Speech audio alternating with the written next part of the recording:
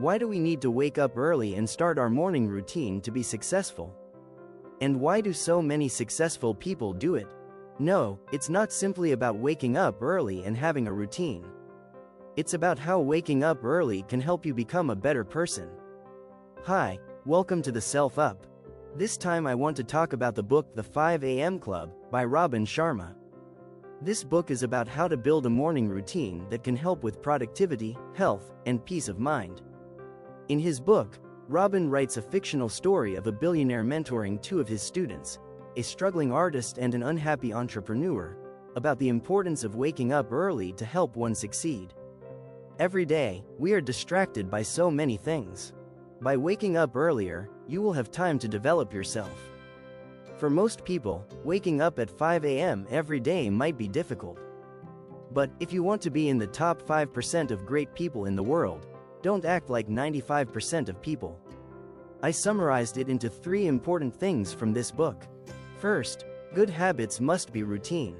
Many people, when asked to wake up at 5 a.m. every day, immediately refuse. Even if you're not used to waking up early, it doesn't mean you can't do it.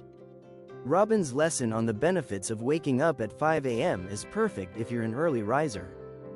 There is an interesting story from Sarah, a young painter in this book.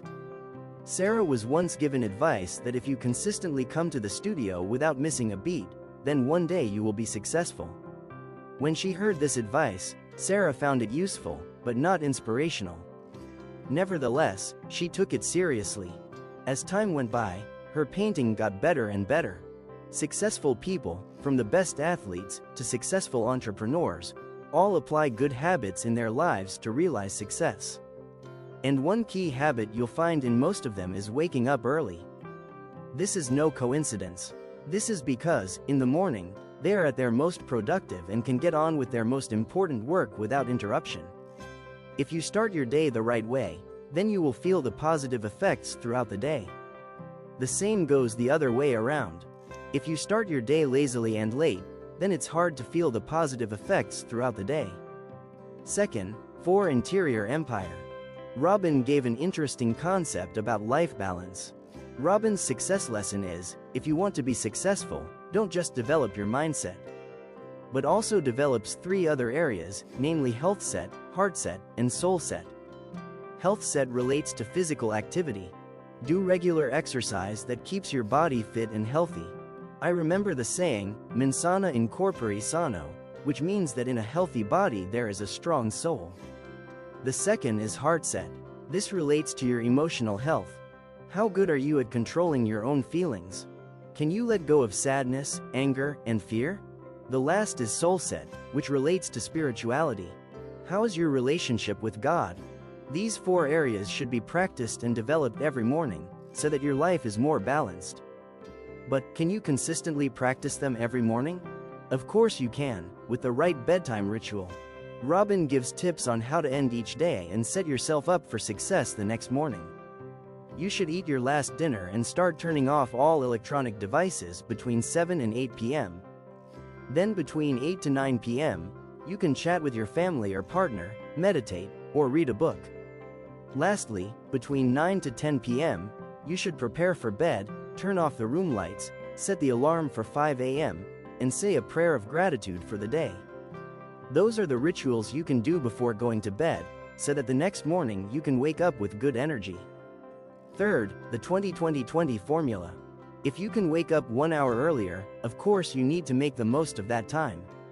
Robin explains the activities you can routinely do in the 20-20-20 formula, which consists of 3 sets of 20-minute activities, namely physical activity, self-reflection, and learning. Furthermore, Robin explains her schedule from 5 to 6 a.m. From 5 to 5:20, it's time to exercise. This is a great start and makes you really wake up. Also, exercise will help you concentrate better.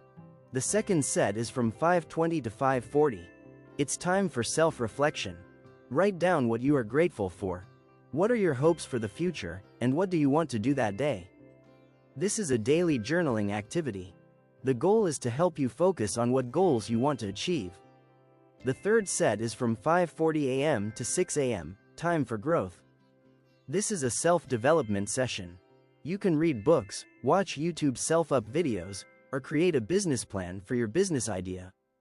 The following question might come up: why do we have to wake up at 5 a.m. every day and do these 3 sets of activities? The answer is simple. Every day is equally important to our lives in a bigger perspective. We can design the life we want in the future, starting from what we do every day.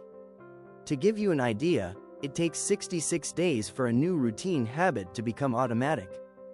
The first 22 days are for removing the old negative habits. The next 22 days are to start familiarizing yourself with the new habit.